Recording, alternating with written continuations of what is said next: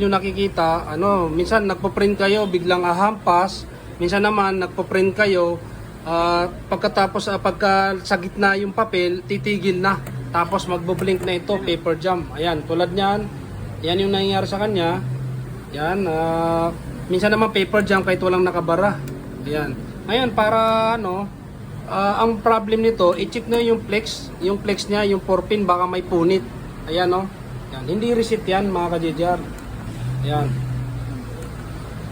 Ayan, kahit anong gawin nyo dyan, ganun, blinking lang. Kahit check nyo yung scanner. Ayan, humampas. Naririnig nyo?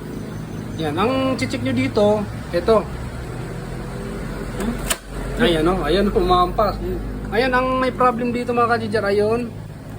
Ayan, kung makikita nyo, ayan yung flex dyan na maliit, ayan. Ayan siya, may punit yan. Kaya check nyo yung yung printer nyo na ayan, may